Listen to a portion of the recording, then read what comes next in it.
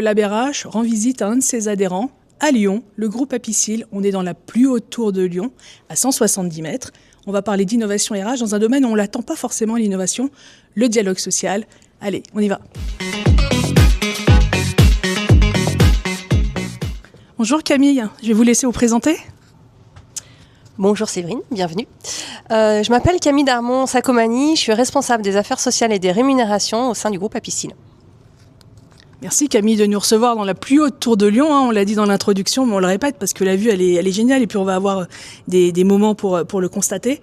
Moi je voulais qu'on commence par parler de cette réinvention que vous avez réalisée du dialogue social. Vous avez mis de la transformation numérique jusque dans cet angle mort, généralement dans les roadmaps innovation qu'on n'adresse pas toujours, le dialogue social. Est-ce que vous pouvez nous dire comment vous avez adressé ce point dans le groupe Apicil ?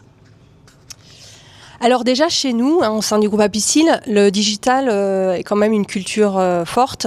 Donc au final, il s'est invité dans le dialogue social de manière assez naturelle. Et pour autant, on voulait en faire un vrai levier, un vrai atout pour notre dialogue social. Alors concrètement, on a donc mis en œuvre des actions qui s'articulent autour de 3 piliers principaux. Donc déjà des outils modernisés, mais également un cadre clair et responsabilisant. Et également, c'est le socle sans lequel le numérique dans le dialogue social, ça ne peut pas fonctionner. C'est la relation de confiance. Et la relation de confiance, ça s'entretient. On va en parler. Donc voilà, concrètement, aujourd'hui, au sein du groupe Apicil, on a un dialogue social qui est fluide, des échanges rapides, efficaces. C'est aussi des échanges qui sont accessible à tous et c'est important quand on est dans un groupe comme le nôtre où le télétravail est développé. Et aussi le numérique dans le dialogue social, c'est un gain de temps sur un certain nombre de tâches et d'activités. Et dis-moi Camille, vous êtes passée au 100% digital en implémentant des outils pour structurer le dialogue social. Est-ce que tu peux nous donner des exemples concrets qui font la différence ? Oui, bien sûr. Alors, des outils intéressants, on en a, je pense qu'on retrouve aujourd'hui assez communément dans un bon nombre d'entreprises. Et ça va être le cas, par exemple, du vote électronique pour les élections professionnelles ou des intranets syndicaux. Mais peut-être d'autres outils plus différenciants et peut-être plus structurants. Alors, je pourrais citer la BDES numérique, que nous avons réalisé sur SharePoint. Elle est sur mesure. On l'a fait en concertation avec nos organisations syndicales pour répondre le plus possible aux attentes du CSE.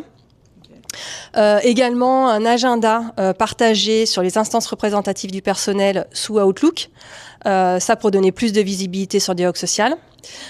Et la signature de nos accords collectifs avec la signature électronique, ça nous a fait gagner un temps assez considérable. Et on a également, bien sûr, les outils pour effectuer des réunions en distanciel. Mais sur ce sujet, en fait, on a un parti pris aujourd'hui entre partenaires sociaux. C'est qu'on a fait le choix de rester en présentiel pour certaines réunions et notamment sur les négociations sociales, 100% présentiel. En revanche, sur d'autres réunions comme celui du CSE, là, on va le faire soit tout en présentiel, soit tout en distanciel. Sachant qu'effectivement on évite les réunions hybrides parce que parfois en fait ça met un peu à l'écart certaines personnes. Super, merci Camille pour cet éclairage. Et ce qui est très intéressant, c'est que vous avez donné de la liberté tout en mettant en place un cadre clair. Est-ce que tu peux nous expliquer comment vous avez fait ça ? Oui, parce que notre conviction, c'était que pour que le numérique fonctionne dans le dialogue social, les outils n'étaient pas suffisants et qu'il était fondamental à la fois de donner un cadre clair et à la fois responsabilisant. Alors, responsabilisant, ça veut dire déjà former. Parce que tout le monde n'a pas la même aisance sur les outils digitaux. Donc, on a formé nos secrétaires du CSE, nos délégués syndicaux. Et en revanche, une fois formé, le publicateur, il porte la responsabilité de ce qu'il publie. Et ça veut dire qu'en cas de dérive, ça peut aller jusqu'à la suspension de l'utilisation des outils numériques, ce qui n'est jamais arrivé. Sur le cadre clair. Alors c'est un cadre qu'on a mis en place en concertation, donc dans le cadre d'un accord dialogue social.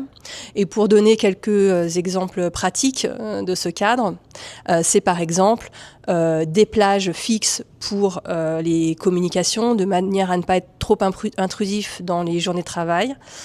C'est également une fréquence de communication limitée, là aussi pour éviter la saturation, et je sais que les organisations syndicales sont aussi sensibles à ce sujet. Ça va être également pas de lien vers des sites internet, donc externes, dans l'idée que une organisation syndicale publie ce qu'elle est en capacité de produire. Donc voilà, c'est un juste équilibre à trouver entre cadre et liberté donnée.